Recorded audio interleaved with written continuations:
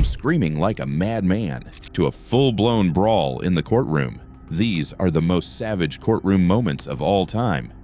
We, the jury, duly impaneled and sworn in the above entitled action, upon our oaths, do find the defendant, Michael James Marin, guilty of arson of an occupied structure. This is Michael Marin.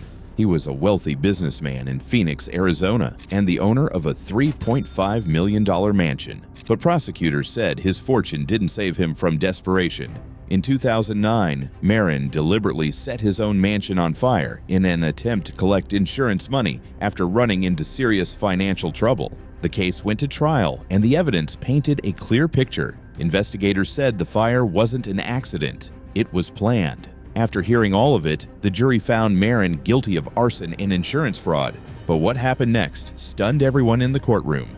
Because the offense involved the discharge, use, or threatening exhibition of fire, a deadly weapon, or dangerous instrument. Yes. Signed by the court person. No. Just moments after the guilty verdict was read, Marin stood up and then suddenly collapsed to the floor. Court officers and medics rushed to him as people looked on in shock. Marin was pronounced dead shortly afterward. Authorities later confirmed he had swallowed a lethal amount of cyanide.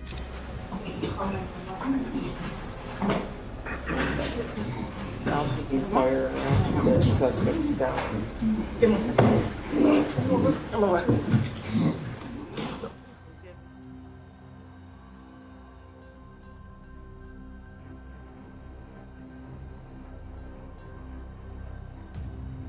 Instead of being led away in handcuffs to face prison, Michael Marin died right there in the courtroom. A case that already involved lies, money, and fire ended in one final chilling moment caught on camera. The next guy might not die in the courtroom, but it's fair to say he lost all control. I don't understand why I'm getting charged with a felony. I've been doing my best.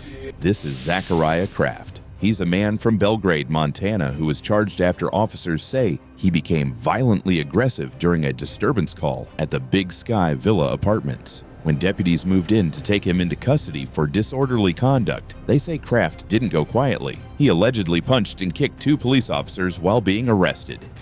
You took me on my meds! It's a yes or no question, all right? Stop taking me on my meds! In my mom and my doctors knew what you guys were doing to me! I have a broken hand!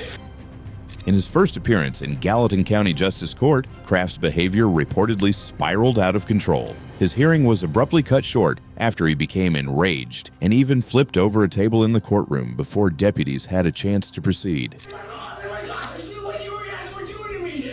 I have a broken hand!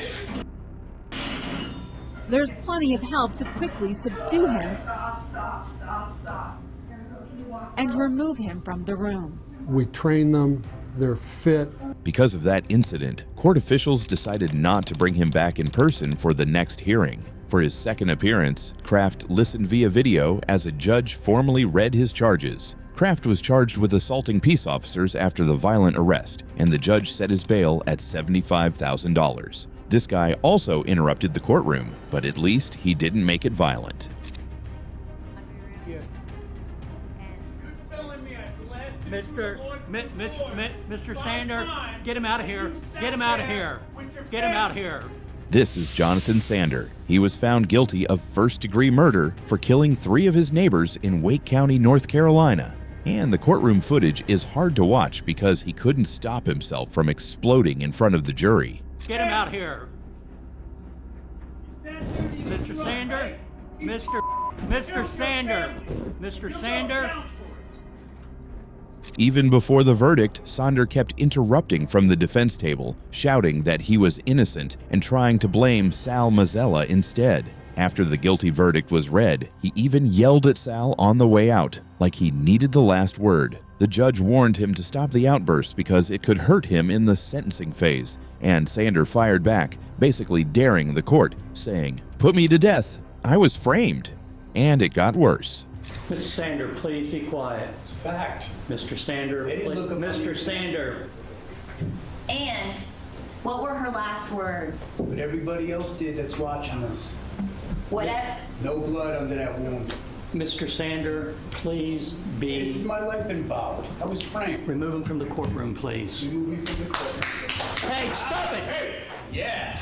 During closing arguments in the sentencing phase, while the prosecutor was speaking, Saunders suddenly shouted corrections and argued in open court.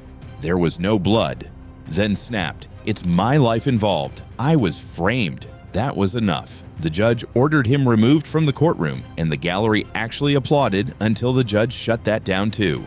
Jonathan Sander was sentenced on April 15, 2019 to life in prison without the possibility of parole for each of the 3 first-degree murder convictions. Those life sentences were imposed consecutively, 3 consecutive life sentences. Outside the outburst, the moment stayed cold and procedural. Deputies escorted him out, and the court continued without him, focusing on the 3 victims and the impact statements that followed. Consecutive life terms mean Saunders does not max out one sentence and then start fresh. He begins the next only on paper, ensuring he will die in prison. The judge pointed to the severity of the crimes and the need to protect the community. When the sentences were read, there was no twist, only finality, and a courtroom left to exhale. For everyone watching, the case ended with bars and silence. In our next case, our suspect actually attacks his defense attorney. To me to go about being biased. If I'm a convict, I want to testify by myself.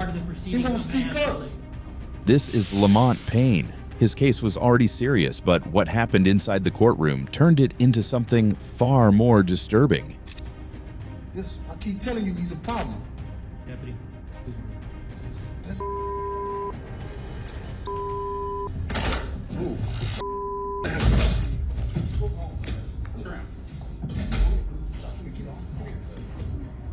During the hearing, Payne suddenly stood up without warning. In front of the judge, court staff, and everyone else in the room, he lunged forward and punched Phoenix defense attorney Vladimir Gajic directly in the face.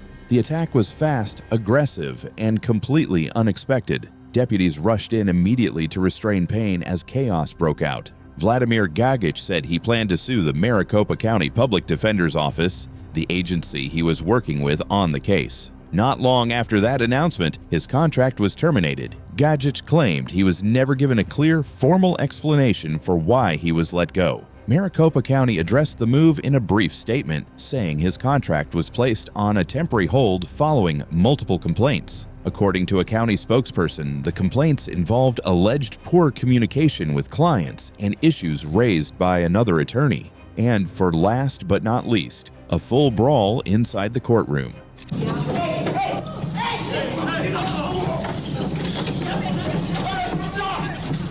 This fight breaking out during the sentencing phase of a murder. This clip comes from a courtroom in Kansas, where what should have been a routine murder sentencing hearing suddenly exploded into chaos. Family members from both sides were in the gallery when tempers flared and the tension in the room went from courtroom quiet to full-blown fight in seconds.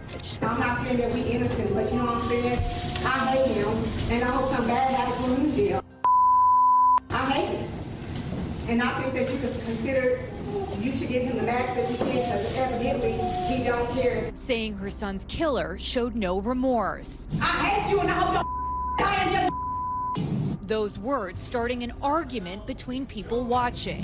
Judge is asking how you guys go. Instead of staying calm and letting the judge finish, people began shouting and pushing. And before long, several attendees were standing up, shoving and swinging at each other right there in front of the judge's bench and court deputies. The scene shifted instantly from legal proceeding to physical confrontation. In the end, after all that chaos, the killer was convicted of 21 years in prison.